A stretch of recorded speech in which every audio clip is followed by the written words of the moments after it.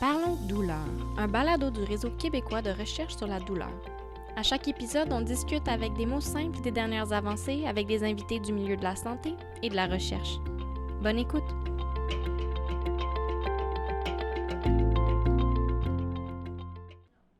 Bonjour, mon nom est Marie-Mé Godbout-Parent. Je suis étudiante au doctorat recherche en sciences de la santé à l'Université du Québec en Abitibi-Témiscamingue et je suis aussi la vice-présidente du réseau québécois des étudiants chercheurs sur la douleur. Aujourd'hui, nous avons la chance de discuter avec Monica Seen, étudiante au doctorat en sciences des radiations et imagerie biomédicale de l'Université de Sherbrooke et aussi présidente du RQECD, qui vient nous parler de l'initiative du Pain Talk, un événement majeur pour le RQECD. Bonjour Monica, première question. Pour les personnes qui ne sont pas familières avec le Pain Talk, pourrais-tu nous expliquer en quoi cela consiste? Oui, certainement. Donc, le Pain Talk, c'est une initiative du RQECD. Donc, le RQECD, c'est un réseau d'étudiants gradués sur la douleur qui provient de plusieurs universités du Québec. Donc, si on revient au Pain Talk, le Pain Talk, c'est une soirée de vulgarisation scientifique sur la douleur. C'est une initiative qui est bilingue, qui est gratuite et qui est ouverte au grand public, puis qui est inspirée des formats TED. Donc, qu'est-ce qu'on veut dire par là? C'est qu'on s'assure que les personnes qui sont sélectionnées sont extrêmement bien préparées pour réaliser une présentation qui est simple, accessible et efficace. Puis, je rajouterais aussi que la principale mission du Pain Talk, c'est de présenter les avancées de la recherche dans le domaine de la douleur, mais simplifiées par des experts. Parfait. Puis comment est née justement cette initiative-là du Pain Talk? En fait, le Pain Talk, c'est parti d'une envie première là, de rendre la recherche sur la douleur accessible et compréhensible. Au début, on commençait justement la vulgarisation scientifique, puis la première et la deuxième édition étaient ouvertes seulement aux étudiants-professeurs. Puis à partir de la troisième édition, donc en 2018, l'événement a pris vraiment une direction complètement différente, notamment grâce à Martine Bordelot, qui était à l'époque au doctorat à l'Université Laval, et Francis Hood, qui était à l'époque à la maîtrise à l'Université de Sherbrooke, qui ont vraiment voulu rendre le contenu vulgarisé, accessible aux personnes vivant avec la douleur. Alors, le Pain Talk est devenu, à ce moment-là, ouvert au grand public. Puis, les personnes aussi qui vivaient avec la douleur chronique pouvaient être invitées en tant que conférenciers et conférencières. Merci Monica, je vois que c'est vraiment intéressant, là, justement, comment l'événement a évolué depuis la troisième édition. En fait, ça a beaucoup évolué étant donné qu'on est déjà rendu là, à notre 8e édition. Beaucoup de développement, puis en fait, le but, c'était de vraiment de répondre le plus possible à notre population cible, c'est-à-dire les personnes qui vivent avec la douleur chronique. À partir de la 4e édition, qui a été chapeautée par Carmen Edith Bellé-Rodriguez, qui était au doctorat à l'Université de Sherbrooke à ce moment, a développé un système de traduction simultanée qui permettait de rendre l'événement entièrement bilingue. Puis aussi, Carmen a développé de nouvelles collaborations avec des réseaux de patients comme l'Association québécoise de la douleur chronique, la QDC, mais aussi l'Association de soutien d'information face à la douleur, l'ACID. Il n'y avait pas juste les réseaux patients qu'elle a développés, aussi rajouté des collaborations avec des réseaux académiques qui sont très influents dans le domaine de la douleur, comme l'École nord-américaine de la douleur, plus connue sous le nom de la NAPS, et aussi la Société canadienne de la douleur.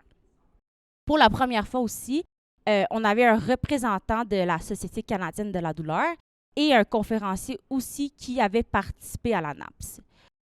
Pour la première fois, Carmen a pu mettre aussi en place un système de récompense là, pour le gagnant qui avait une place réservée là, à la NAPS. Puis c'est un prix qui est assez prestigieux étant donné que c'est une école là, qui réunit des experts dans le monde, là, renommés dans le domaine de la douleur, puis pour en fait fournir une expérience éducative et des réseautages qui est vraiment unique.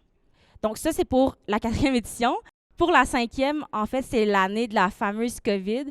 Pour l'équipe d'organisation, ça a nécessité vraiment une organisation de dernière minute, là, étant donné qu'on n'avait pas le choix de tourner le Pain Talks en webdiffusion. Mais malgré ça, on a quand même aussi réussi à développer durant cette édition-là des nouvelles collaborations avec d'autres réseaux patients qui étaient la Société québécoise de la fibromyalgie.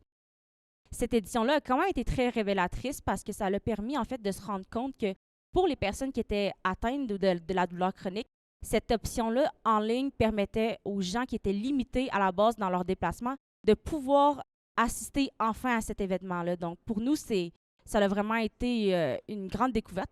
Pour la 6e édition, qui a été en fait dirigée par Chayette, qui était à la maîtrise à McGill à ce moment-là, et moi-même, on a développé aussi d'autres collaborations avec d'autres réseaux patients comme Migraine Québec et on s'est assuré d'améliorer la qualité de la traduction simultanée.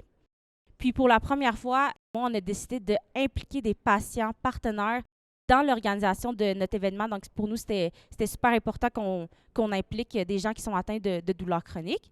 Puis pour la 7e édition, qui était celle de l'année passée, en 2022, notre plus grande fierté de cette édition-là, c'est qu'on a développé une collaboration avec la Société française d'études et de traitement sur la douleur, qui est l'ASFETD. Puis, on a travaillé justement en collaboration avec eux pour implanter une portion de vulgarisation scientifique dans leur congrès annuel, soit la première édition là, du Pentox France. Donc, ça a vraiment été une fierté. Puis, je tiens à mentionner aussi que cette initiative-là a été menée principalement par Martine Bordelot. La prochaine édition en 2023, donc cette année. Je ne vais pas trop en parler, on vous laisse des surprises. Puis vous pouvez nous suivre sur nos réseaux sociaux pour être informés des nouveautés à venir. L'édition en 2023 va avoir lieu le 2 novembre à 18h30 à Granby. Et on vous invite pour soumettre une candidature pour être conférencier présentement. Wow, merci Monica pour cet historique vraiment détaillé du Pain Talk. Je peux voir que l'événement est vraiment grandissant puis qu'à chaque année, ça s'améliore et devient de plus en plus grand. Mais là, j'ai entendu dire que l'événement était gratuit. Premièrement, est-ce que je me trompe? Puis deuxièmement, comment est-ce que vous faites pour offrir un événement d'aussi grande envergure gratuitement? En fait, pour nous, c'est super important d'offrir un événement qui est gratuit parce que notre principale motivation, c'est d'aider des gens qui sont atteints de douleurs chroniques. Donc, on veut offrir de l'information en rapport avec la douleur qui est validée scientifiquement, donc c'est super important, puis d'offrir le plus possible de ressources et d'informations pour ces gens-là. Puis on sait que la situation financière n'est pas identique pour tout le monde, là, donc on veut vraiment être le plus inclusif possible. Donc ça, c'est pour, oui, en effet, c'est gratuit. Puis comment on est capable d'offrir un événement gratuit, ça ne se fait pas tout seul, là, c'est vraiment un gros travail d'équipe. Au total, on est près de 12 personnes dans le comité Pentox qui sont principalement dédiées à l'organisation. Puis il y a le comité administratif, justement, du RQSD qui, présentement, on est environ 11 étudiants dans le comité administratif qui vont venir aussi appuyer ce comité-là. Donc, c'est beaucoup de monde. Puis, je tiens à mentionner aussi que tous ces gens-là, quand on organise le Pentox, c'est vraiment sur une base volontaire. Pour assurer un événement gratuit, on fait beaucoup de demandes de financement pour s'assurer justement qu'on ramasse le plus d'argent possible pour offrir un événement de grande qualité. Donc, la générosité des commanditaires est primordiale pour payer vraiment l'ensemble de nos fournisseurs, des dépenses associées à l'événement, puis d'offrir justement cet événement-là. C'est un événement qui coûte assez cher, donc si jamais, je tiens à mentionner que si jamais vous êtes intéressé peut-être à collaborer avec nous, n'hésitez pas à nous contacter au paintalksqngpi@commercialgmail.com, donc paintalksqngpi@commercialgmail.com. Parfait, merci Monica. Donc, l'invitation est lancée pour les gens qui veulent participer au Pain Talk.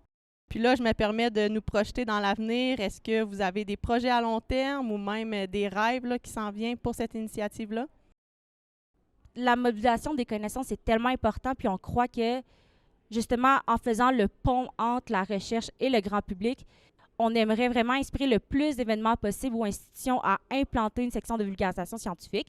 Notre Pentox France avec la SFETD, ça a vraiment été une grande fierté. Puis on espère justement qu'on peut développer davantage ce genre de collaboration-là. Merci beaucoup, Monica, de nous avoir présenté cette fantastique initiative. Je tiens à préciser qu'il est possible de visionner les événements Pain Talk sur notre chaîne YouTube en cherchant Pain Talk, Paintalks, sur YouTube.